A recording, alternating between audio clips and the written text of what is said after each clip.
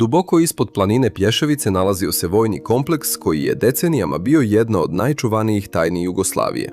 Kilometri tunela, borbeni avioni, moćni radarski sistemi i dugačke piste koje su izlazile iz same utrobe planine činile su čudo tadašnje inženjerije. A onda je u maju 1992. godine vojska koja ga je izgradila donela neverovatnu odluku da ga sama uništi. Zašto je Jugoslovenska narodna armija digla aerodrom Željevu u vazduh? Zašto bi jedna vojska uništila bazu čija je izgradnja trajala godinama, koja je zahtevala nadljudske napore i koštala ogromna finansijska sredstva? Ako želiš da ti ponovo izlaze ovakva i slična videa gde pričamo o zanimljivim i često skrivenim pričama, nemoj da zaboraviš da se pretplatiš, jer sledeće što dolazi može biti još zanimljivije. Da bismo u potpunosti razumeli ovaj čin, koji na prvi pogled prkosi svakoj ljudskoj i vojnoj logici, moramo se vratiti u vreme kada je strah od nuklearnog rata diktirao arhitekturu, a preživljavanje države zavisilo od miliona tona betona skrivenog duboko pod zemljom.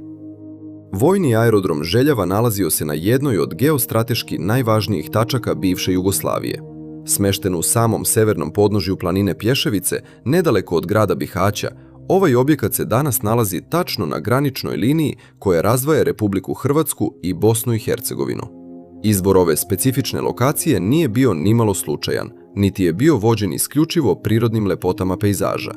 Vojni stratezi su sredinom 20. veka tražili mesto koje bi bilo dovoljno duboko unutar državne teritorije, maksimalno zaštićeno od iznenadnih neprijateljskih udara s mora ili sa otvorenih istočnih granica.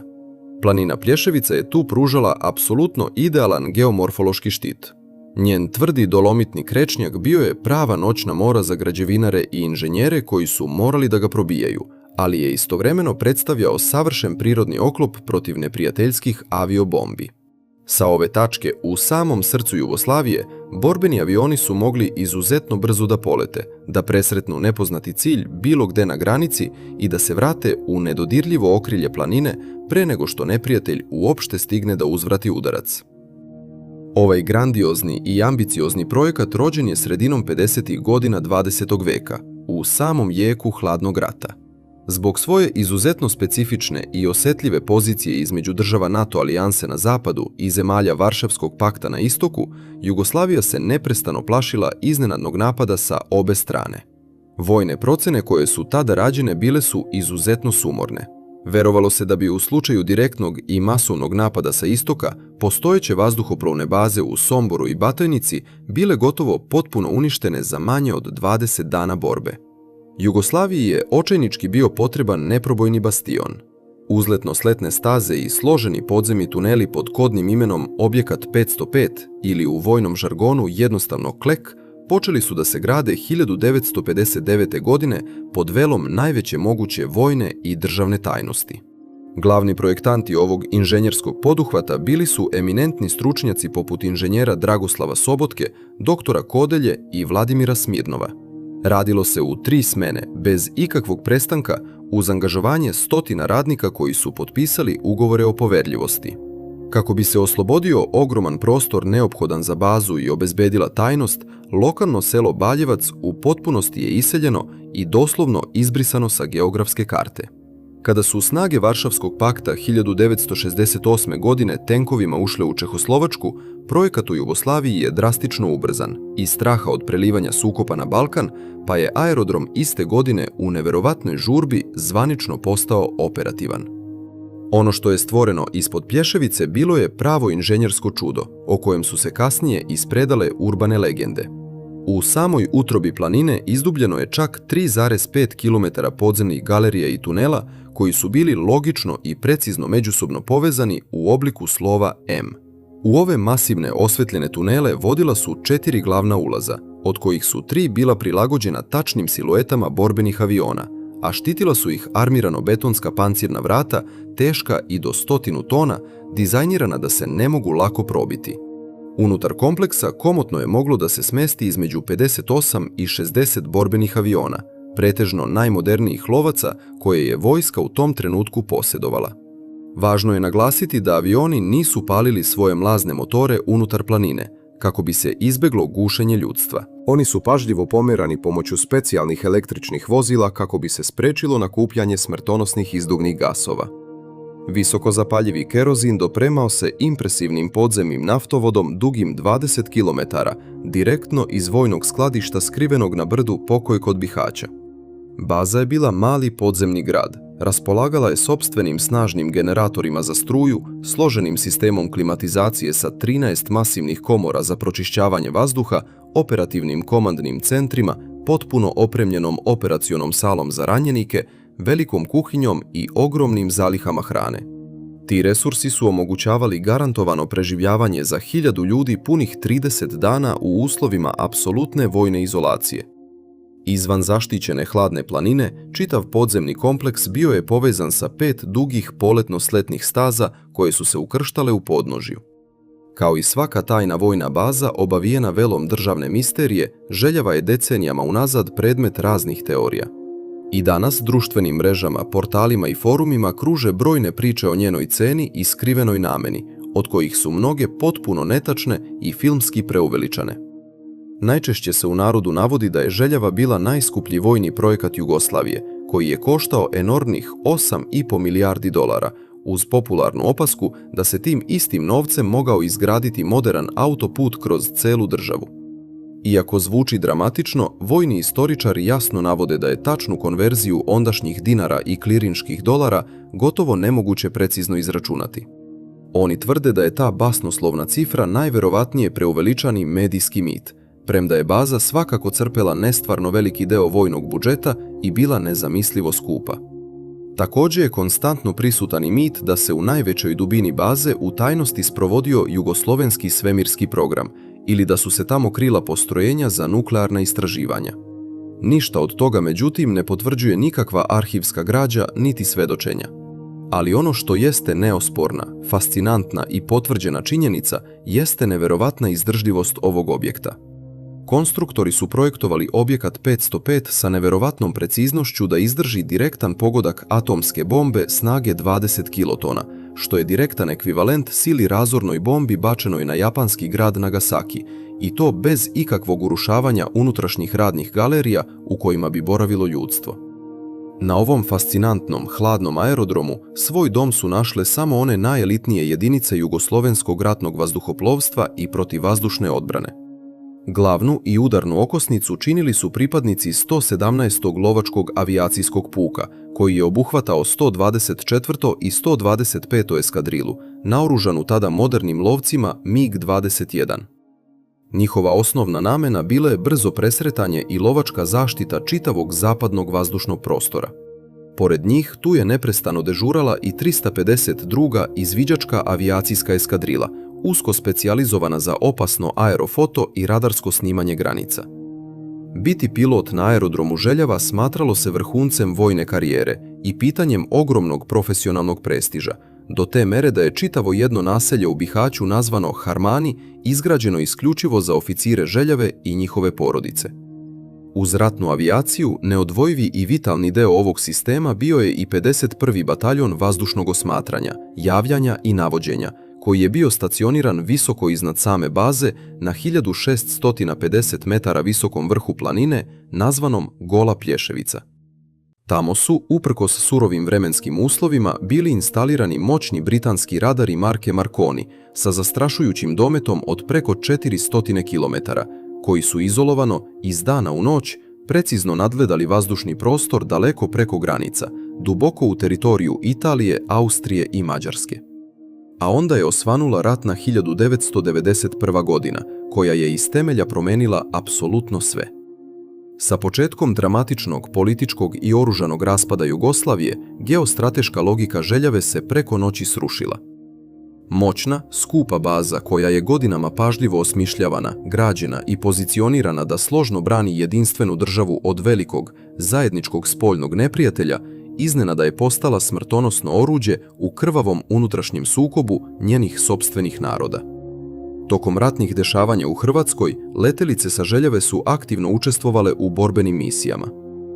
U jesen prve ratne godine, lovački avioni sa Željave su raketirali televizijski predajnik na planini Sljeme, kao i same Banske dvore u centru Zagreba, sa neskrivenim ciljem fizičke likvidacije hrvatskog državnog vrha na čelu sa Franjom Tuđmanom. Odluke o ovim kontroverznim udarima direktno je donosio general Ljubomir Bajić, tadašnji komandant 5. vazduhoplovnog korpusa, dok je neposredni operativni komandant baze ispod planine bio potpukovnik Dobrivoje Opačić. Strateška baza, projektovana za odbranu cele Jugoslavije, jednostavno više nije imala nikakvog vojnog ni logičkog smisla u trenutku kada se ta ista država nepovratno raspadala po svim šavovima. Kada je početkom 1992. godine ratni požar silovito zahvatio i Bosnu i Hercegovinu, Željava se našla u potpuno nemogućoj i neizdrživoj taktičkoj poziciji. Zapaljiva linija fronta se iz dana u dan opasno približavala podnožju planine, a sam kompleks aerodroma je bio fizički uklešten tačno na granici dve različite teritorije koje više nisu mogle biti pod potpunom kontrolom jedne iste vojske. Svakodnevno snabdevanje ogromne baze postajalo je praktično neizvodljivo. Tokom aprila i početka maja te godine, uplašeni vojni vrh u Beogradu je konačno doneo tešku istorijsku procenu da se Željava apsolutno više ne može zadržati u njihovim rukama. Započeta je ubrzana i noćna evakuacija. Dragoceno ljudstvo, 100 tona skupih rezervnih delova, ogromne količine naoružanja i visokotehnološka radarska oprema danonoćno su konvojima izlačeni i transportovani bezbednim koridorima ka istoku. Borbeni avioni su masovno u preletima premeštani na sigurnije vazduhoplovne baze Batajnica kod Beograda i Ponikve kod Užica, gde je avijacijski puk na kraju i nastavio svoj život, stopljen u novu vojnu formaciju. U tom opštem, neverovatnom haosu evakuacije dešavali su se i dramatični lični obrti. U jednom od ubedljivo najpoznatijih incidenata iz tog tragičnog perioda, tačno 15. maja, elitni piloti Ivan Selak i Ivica Ivandić iskoristili su pažnju usmerenu na povlačenje i tokom svog rutinskog trenažnog leta u Užicu odlučili da sa svoja 2 aviona MiG-21 zauvek prebegnu na teritoriju Hrvatske. Nakon temeljnog i potpunog izvlačenja letelica i mehanike iz planine, u vazduhu je ostalo da visi centralno i ključno pitanje čitave ove priče. Zašto vojnici bazu jednostavno nisu samo zaključali, ugasili svetla i napustili? Odgovor na ovo pitanje leži u brutalno neumoljivoj vojnoj logici i surovoj ratnoj doktrini takozvane spaljene zemlje, odnosno striktnog uskraćivanja infrastrukture protivniku. Kada jedna vojska zauvek napušta snažno utvrđenu bazu koju apsolutno nema načina da odbrani, njeno najvažnije nepisano pravilo nalaže da se taj objekat nipošto ne sme ostaviti netaknut u rukama nadolazećeg neprijatelja. Da je Jugoslovenska narodna armija tada jednostavno spakovala opremu i otišla sa Plješevice, novonastale i neprijateljske oružane snage Hrvatske ili Bosne i Hercegovine dobile bi na poklon aerodrom neprocenjive strateške vrednosti. U ruke bi im pale baze sa 5 savršenih operativnih pista, zaštićenim podzemnim skladištima za municiju i besprekornom višemilionskom infrastrukturom. Takva ogromna i opasna strateška prednost u rukama bilo kog protivnika bila je po proceni JNA potpuno neprihvatljiva. Odluka koja je usledila bila je strašna, rušilačka, ali sa isključivo hladne vojne tačke gledišta potpuno logična. Ako ova baza više ne može ostati naša, onda je zasigurno neće imati niko drugi. Godinama nakon rata mediji su neprestano spekulisali o tome ko je tačno pritisnuo taster smrti za Željavu ili doneo ovu sudbonosnu odluku, često na taj način kreirajući urbane mitove o odmetnutim fanaticima. Ipak, pažljivo sačuvana dokumentacija danas neumoljivo pokazuje da je unutar vojske postojao vrlo jasan hijerarhijski lanac komandovanja za ovakav akt. Zvaničnu, strogo poverljivu naredbu za potpuno uništenje svih infrastrukturnih objekata na terenu koji se napušta izdao je lično tadašnji načelnik generalštaba JNA, general pukovnik Blagoje Adžić. Samu ekstremno složenu operaciju miniranja, obezbeđivanja i rušenja aerodroma pažljivo su isplanirale i na terenu sprovele obučene inženjerijske jedinice. Uništavanje jednog podzemnog kompleksa ovih grandioznih dimenzija nije moglo biti ni brzo, a još manje improvizovano. Inženjerci su danima i noćima sistematski razmeštali neverovatne i zastrašujuće količine razornog vojno-industrijskog eksploziva, postavljajući ih tačno na najosjetljivijim strukturalnim tačkama objekta. Svih 5 velikih pista lociranih ispred planine detaljno i pažljivo je minirano u cik-cak rasporedu razmačima od po 50 do 100 metara. Njihov primarni cilj bio je da eksplozije stvore dugačak lanac dubokih kratera, koji bi zauvek onemogućio bilo kakvo sletanje ili poletanje aviona. Ogroman broj snažnih eksplozivnih punjenja postavljen je zatim u same teške ulaze tunela, kao i u centralna i najdublja podzemna čvorišta koja su nosila statiku planine.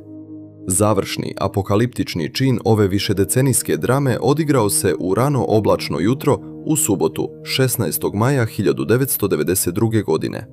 Tačno u 5 časova i 20 minuta, posljednje preostale inženjerijske jedinice užurbano su se povukle na unapred određenu sigurnu udaljenost. 10 minuta kasnije, usred mrtve tišine, u 5:30, aktivirana je prva jeziva detonacija. Ono što je ubrzo usledilo nije bila samo jedna prolazna eksplozija. Bila je to stravična, neprekidna serija strahovito snažnih detonacija, stotina povezanih i miniranih tačaka, koje su bez prestanka odjekivale satima. Prema analizama stručnjaka, procenjuje se da je tog jutra aktivirano neverovatnih, pa čak i više od 56 tona najrazornijeg postojećeg eksploziva. Zapanjene i nespremne seizmološke stanice širom regiona zabeležile su ove teške udare kao pravi lokalni potres zemlje slabijeg intenziteta. Probuđeni i preplašeni stanovnici u Bihaću i svim okolnim selima zabezeknuto su gledali prizor ravan potpunoj apokalipsi.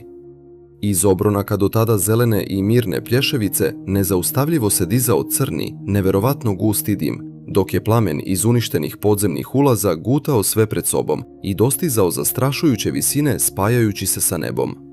Čitava okolina je silovito podrhtavala, dok se pred očima nemih posmatrača najskuplji, najmisteriozniji i najtajanstveniji vojni inženjerski projekat Jugoslavije rušio duboko u sebe i pretvarao u običnu, bezvrednu gomilu izlomljenog betona i pokidane armature. Piste su neverovatno temeljno i bespovrato razrovane na komade, a gigantski armirano-betonski ulazi koji su nekada bili pažljivo oblikovani prema konturama lovačkih aviona, zauvek su se obrušili, zdrobili vrata i zatrpali svaki pristup utrobi planine. Ipak, kilometri i kilometri unutrašnjih tunela nisu potpuno propali. Čvrsti dolomit je čudom izdržao toliku silinu udara, ali je nekada najsavremenija unutrašnjost kompleksa bukvalno spaljena i izgnječena do potpune neprepoznatljivosti. Posljedice ovog masivnog, destruktivnog čina bile su i do dana današnjeg ostale apsolutno pogubne za kompletnu ekologiju tog inače prelepog kraja. Stravičnim uništenjem ogromnih električnih trafostanica unutar baze prolivene su stotine litara izuzetno otrovnih i kancerogenih hemikalija koje su natopile zemlju. U zagađenom, hladnom i vlažnom vazduhu napuštenih mračnih tunela i danas se uz pomoć opreme mogu prilično lako detektovati opasna toksična jedinjenja polihlorovanih bifenila. Pored te toksičnosti, na plafonima aerodroma decenijama su se nalazile stotine ionizacijskih detektora za dim, koji su nakon eksplozija oslobodili nebrojene radioaktivne čestice americijuma 241, stvarajući na taj način trajnu i nevidljivu smrtonosnu pretnju u potpunom mraku tunela. Celoratno područje oko spoljašnjeg dela baze je tokom teških narednih godina krvavog rata dodatno i prilično gusto minirano od strane raznih formacija. To je ostavilo prelepi prirodni teren izuzetno rizičnim i smrtno opasnim za svako iole neoprezno skretanje sa uništenog i spucalog asfalta. Danas monumentalna Željava predstavlja samo napuštenu, sablasnu turističku atrakciju izvučenu iz nekog postapokaliptičnog filma. Njeni izrovani ostaci, koji su sada presečeni zvaničnom državnom granicom, neprestano mame avanturiste, ekstremne urbane istraživače i znatiželjnike koji hrabro dolaze da fotografišu oronuli i propali transportni avion Douglas C-47 ostavljen na ulazu, kao i razarajuće beživotne kratere u kojima danas raste samo korov. Vojni aerodrom Željava je originalno 50. godina izgrađen isključivo sa ciljem da preživi onaj najgori mogući i najrazorniji rat i da svojoj zemlji pruži sigurno i nepobedivo utočište. Njen vrhunski i preskupi beton trebalo je da bez ogrebotine izdži stravičnu snagu direktnog nuklearnog udara. Njeni najsavremeniji svetski filteri trebalo je da uspešno i dugo pročišćavaju i onaj najzatrovaniji spoljni vazduh, a njene moćne i elitne eskadrile naoružanih lovaca da noć i dan nepogrešivo štite jedno ogromno zajedničko nebo. Ali na samom tragičnom kraju ove istorijske priče, ovu veličanstvenu bazu nije uništio zli neprijatelj koji bi podlo došao negde izdaleka. Uništila ju je, proračunato i hladno. Ista ona vojna sila koja je prethodno prolila reke radničkog znoja i bacila tone državnog novca da je uopšte stvori. Kada je država Jugoslavija početkom 90-ih počela nepovratno da nestaje u vihoru vatre, haosa i krvi, ovaj podzemni objekat koji je godinama projektovan isključivo i samo za odbranu te nekadašnje zajedničke zemlje, momentalno je izgubio svoj jedini pravi smisao postojanja. Da li je kontrolisano rušenje 50 tona moćnog voznog eksploziva zaista bilo neophodno po strogim doktrinarnim pravilima uskraćivanja u ratovanju ili je te oblačne, rane i hladne subote ujutru zauvek obezglavljen i brutalno uništen apsolutni inženjerski biser koji je pred sobom mogao imati neku mnogo bolju, svetliju i korisniju mirnodopsku namenu, mi to verovatno nikada nećemo sa pravom sigurnošću i objektivnošću znati.